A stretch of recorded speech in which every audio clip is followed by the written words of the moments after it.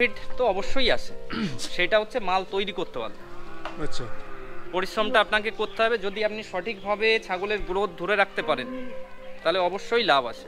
ইউটিউবে যেরকম দেখায় সেটা শর্ট টাইমের দেখেই ফেলে, যে 6 মাসেই লাখপতি, 1 বছরে লাখপতি, কোটিপতি, সেরকম কোনো গল্প নাই। দীর্ঘ একটা মেয়াদি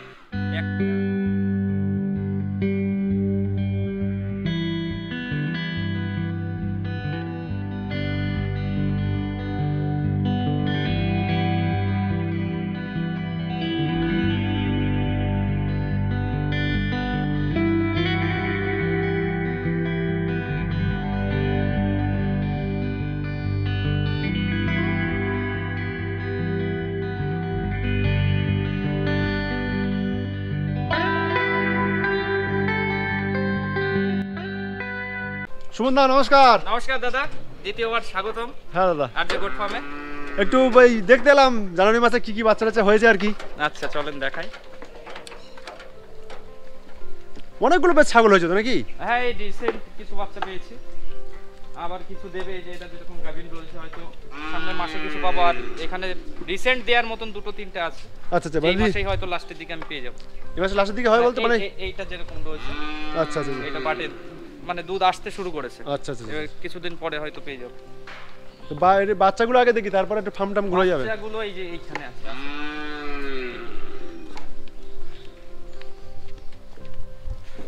এখানে আছে কিছু, ওইখানে আছে দুটো, এই যে ঘরের উপর আছে। তাহলে কতগুলো হয়েছে? কতগুলো? এইটা আছে মোটামুটি 10টা আছে। কিছুদিন আগে দুটো হয়েছে, আর এখন আছে 8টা।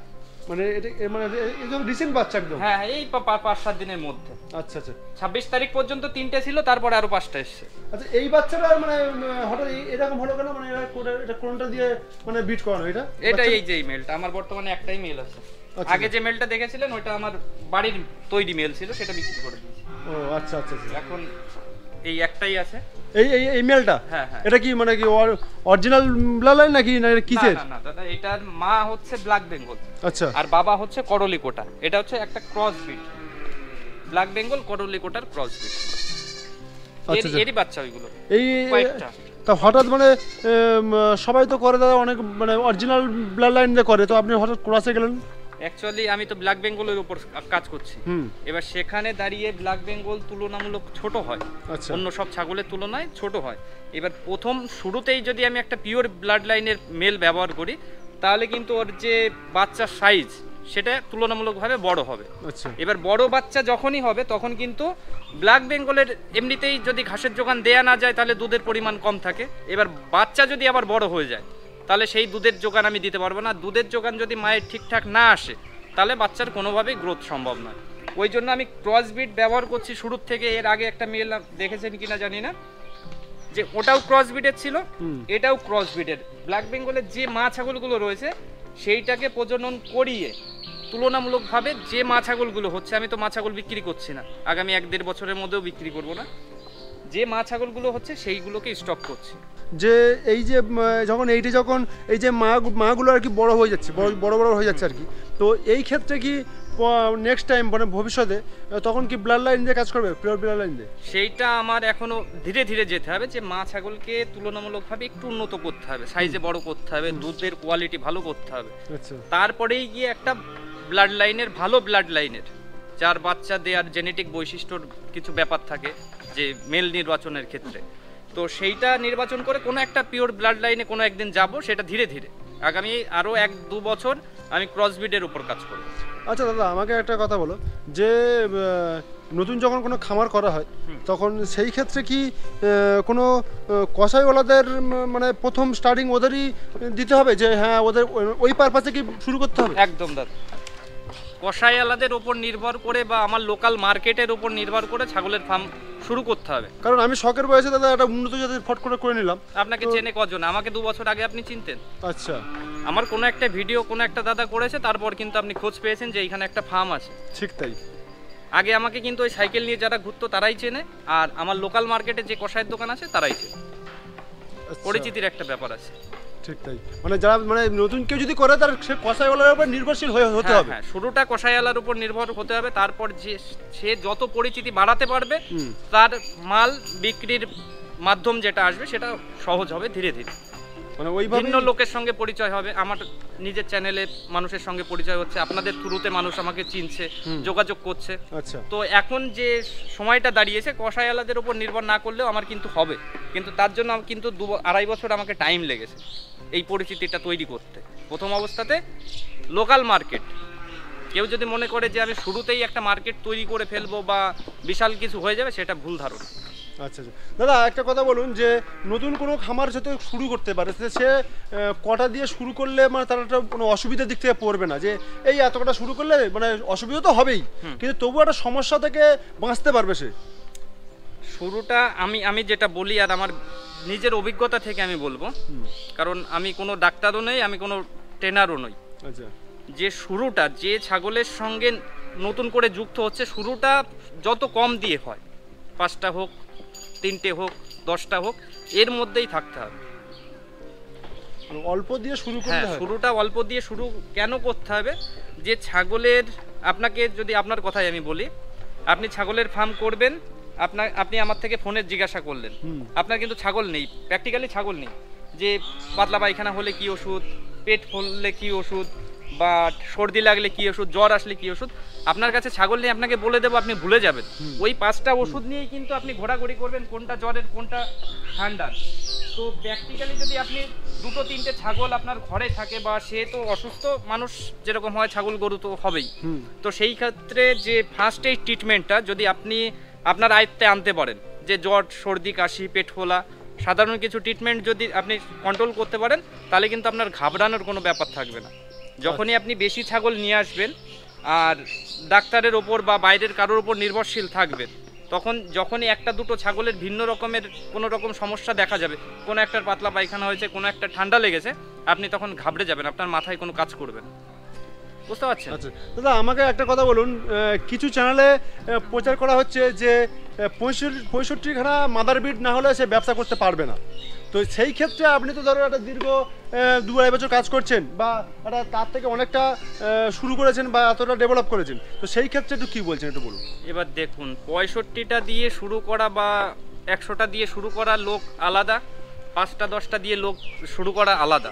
আমার যা ফ্যামিলি ব্যাকগ্রাউন্ড আছে, আমি 10টা ছাগল তখন কিনেছি অনেক কষ্ট, আমার সেই ফিনান্সিয়াল সাপোর্ট বা যে আর্থিক যে ব্যাপারটা থাকে সেটা কিন্তু আমার নেই। তাহলে আর্থিক অবস্থা থাকলেও কি সে শুরু করতে পারে? ছাগল যে বুদ্ধিমান সে ওই 5টা-10টা নিয়ে 2 মাস 6 মাস কাজ করবে, তাদের সম্পর্কে জানবে, তাদের যে খাবারের ধরন বা তাদের বাসস্থান সমস্ত কিছু সে নিজের মধ্যে আয়ত্ত করার চেষ্টা করবে, যে প্রকৃতপক্ষে ফার্মের ওপরেই নির্ভর পরবর্তী জীবনে থাকতে চাইবে, যে আমি ছাগলের ফার্ম করবো আর সেটাকে লং টাইম নিয়ে যাব, আর এটাকেই প্রধান ব্যবসা বলুন, পেশা বলুন ধরে নেব। যে হট করে রাতারাতি বড়লোক হতে চাইছে, যে ছাগলের ফার্ম আমি 100টা দিয়ে শুরু করব, 6 মাসে আমার 200টা বাচ্চা হয়ে যাবে, সে এই লাইনে টিকতে পারবে না। আচ্ছা আচ্ছা দাদা, এই পর্যন্ত আপনার মানে যে একটা বাচ্চা হতে গিয়ে কোনো বিপদের কোনো সম্মুখীন হতে হয়েছে কি? হ্যাঁ, বিপদের সম্মুখীন হয়েছি। ঠিক কিরকম? ভুলবশত একটা ছোট বাচ্চা আমার ব্রিডিং হয়ে যায় বড় মেল দিয়ে। আচ্ছা, সেই বাচ্চাটা তুলনামূলকভাবে, কারণ ব্ল্যাক বেঙ্গল 5 মাসেও হিটে আসে, 6 মাসেও হিটে আসে, এবার সেই বাচ্চাটা কোনো কারণবশত ব্রিডিং হয়ে যায় এবং তার বাচ্চা আকারে বড় হয়, সেই বাচ্চা ডেলিভারি করতে গিয়ে বাচ্চা ফেসে যায় এবং বাচ্চাটা মারা যায়। সেই ছাগলটা আমার এখানেই আছে, দেখাবো। মানে মা ছাগলটা? হ্যাঁ হ্যাঁ, এই যে মা ছাগলটা। যে এই জন্য আমি বলি কখনোই বাচ্চা ছাগলকে ব্রিডিং করানো যাবে না, এই মা ছাগলটা। আচ্ছা, এর কিন্তু বাচ্চা হয়েছে, দেখুন এর যে বাচ্চা হয়েছে, দুধের অবস্থা দেখুন। এটা মানে মারা গেছে কবে? এই মোটামুটি 5 দিন মতন হয়েছে।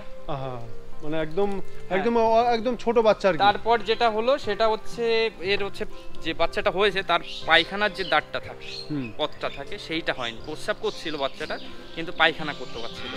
আচ্ছা আচ্ছা আচ্ছা, সেই জন্য 2 দিন পরে গিয়ে মারা গেছে। আচ্ছা, ওটা কি কোনো প্রবলেম হতে পারে? মানে এরকম হয়, মানে 100-1টা হতে পারে?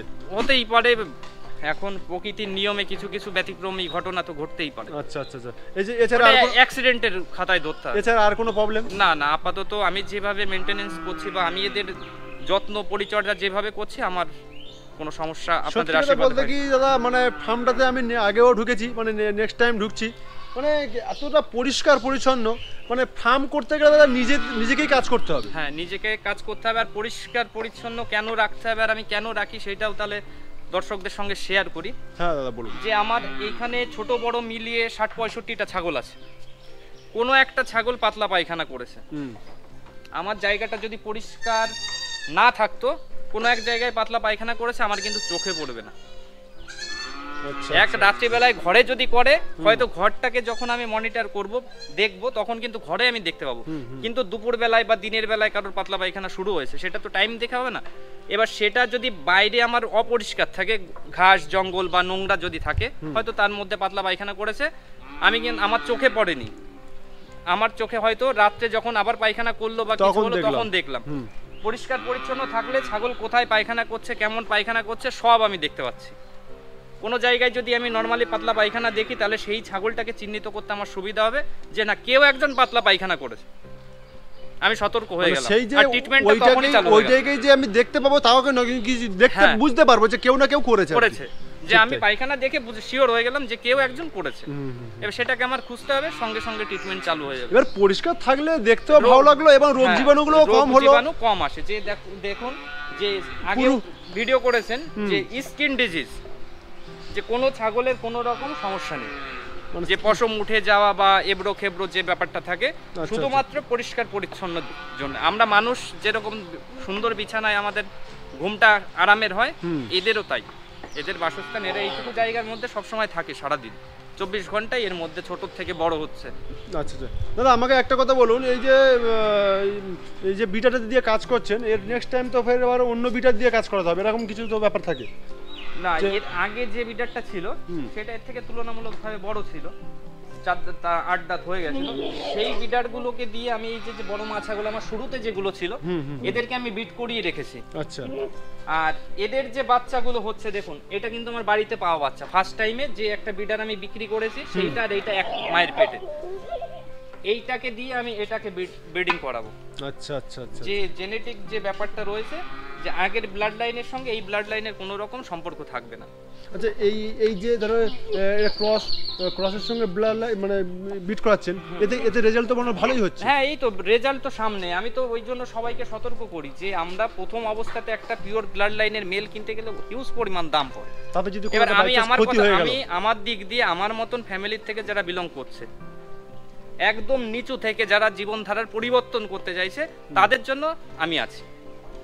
আচ্ছা আচ্ছা। তারা যদি আমার সঙ্গে যোগাযোগ করে বা পরামর্শ চায়, আমার যেটুকু অভিজ্ঞতা থেকে হয় সেই সৎ পরামর্শটুকু আমি সবসময় দেওয়ার চেষ্টা করব। আচ্ছা দাদা, এটা পুরো একদম খোলাখুলি মানে আমার নিজের প্রশ্ন, যে এই ব্যবসায় মানে কতটা পরিমাণে প্রফিট রয়েছে, যেরকমভাবে কি ইউটিউবে দেখানো হয় সেরকম রয়েছে, নাকি যে না ওটা হতে পারে সেই জায়গায় যেতে হবে? না, এটা আমার নিজের ব্যক্তিগত প্রশ্ন দাদা। না, প্রফিট তো অবশ্যই আছে, সেটা হচ্ছে মাল তৈরি করতে পারলে।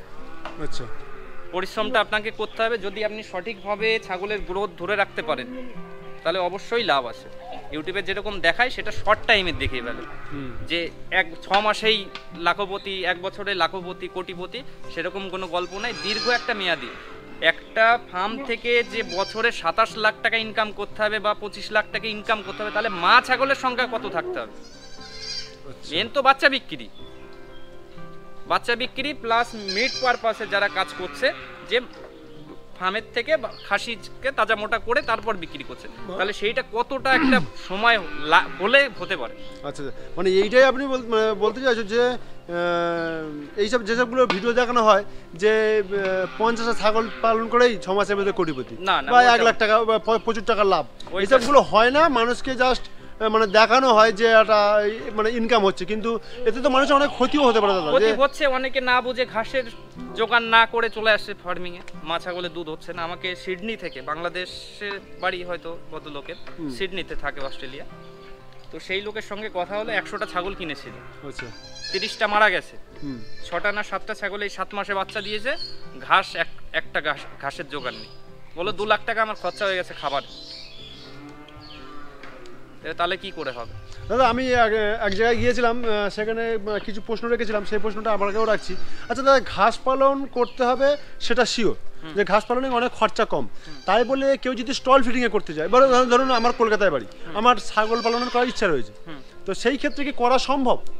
হয়তো খরচা বেশি হবে, কিন্তু করা সম্ভব কি? এবার শখের বসে অনেক কিছু হতে পারে দাদা।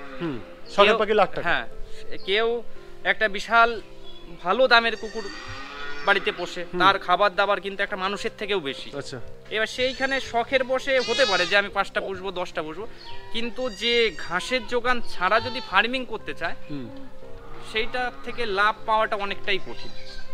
বর্তমান বাজারে যা কেনা খাবারের যা মূল্য বৃদ্ধি, সেইখানে এই সব ছাগল দিয়ে শখের ছাগল আলাদা দাদা।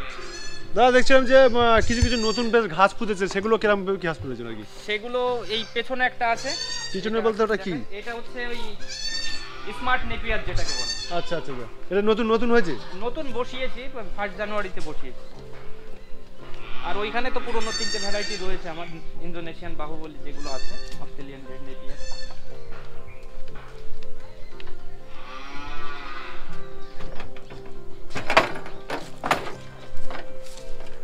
এটা কতটুকু জায়গা?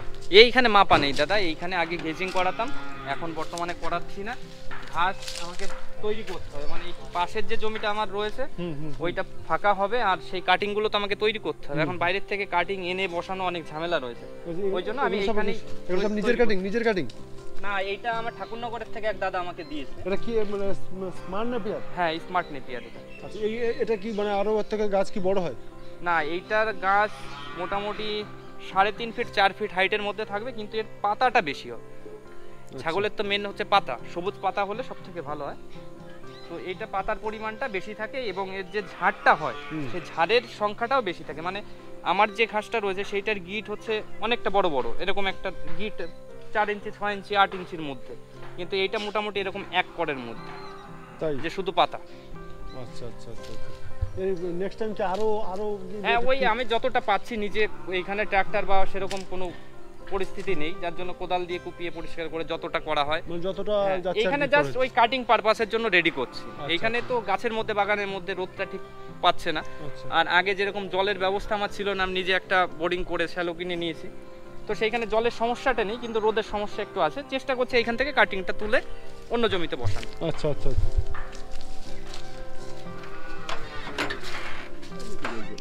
সেই ক্ষেত্রে আমি যেটা বলবো যে আমাদের লোকাল ব্রিড যেটা, যে আমাদের ওয়েদারের সঙ্গে এটা মানানসই, যে মানে ছোট থেকে বড় বা ব্রিডটাই আমাদের পশ্চিমবঙ্গের মূলত।